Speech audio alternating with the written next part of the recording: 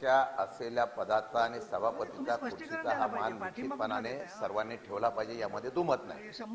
नवीन प्रथा कुठली आली की अशा पद्धतीने हक्कभंग टाकायचा, तोंडी हक्कभंग टाकायचा, तोंडी हक्कभंगाचा प्रस्ताव मांडायचा. सुधीर भाऊंनी मांडलेली वस्तुस्थिती मी मान्य करतो की सभापतीचा हा मान ठेवला पाहिजे.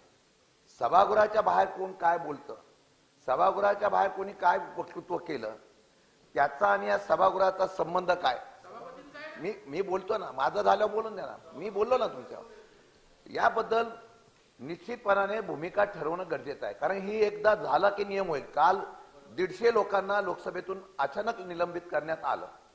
माझं म्हणणं असं आहे की मग त्याच्या संदर्भामध्ये सुधीर भाऊंनी सांगितल्याप्रमाणे आजचं कुठलं रुलिंग दिलं, म्हणजे प्रवीण दरेकर उभे राहिले आणि सांगितलं की यांच्यावर हक्कभंग टाका, अशा पद्धतीने तुमच्या बाहेर चर्चा केली, सभापतीचा अवमान केला वगैरे.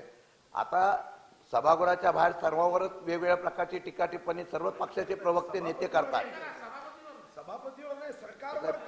अध्यक्ष पण केलेले आहेत, अध्यक्ष पण केलेले आहेत, खाली मंडळाच्या सभापतीवर. शिंदे साहेब, आपला मुद्दा काय आहे की करू द्यायची, मग ठीक आहे तुम्ही करा. करू द्यायचं बोलत तुमचा प्रश्न आहे ना, त्याच्यात करू काय द्यायचं असं म्हणत नाही, करू द्यायचं म्हणत नाही.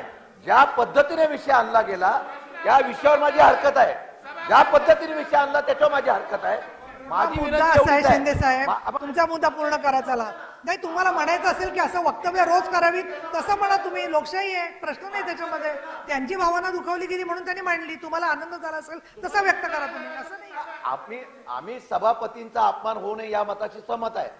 सुधीर भाऊंनी सांगितल्याप्रमाणे माझी विनंती अशी आहे की या संदर्भामध्ये काही चर्चा किंवा नियमावली करायची असेल तर चर्चा करून आपण त्याप्रमाणे नियमावली करा आणि ती कायम स्वरूपात करावी, अशा प्रकारची निश्चित. मग तेवढाच मान मुख्यमंत्र्यांचा आहे, मुख्यमंत्र्यावर आव्हान झालं की केस होते, तेवढाच मान विरोधी पक्ष नेत्याचा पण आहे ना.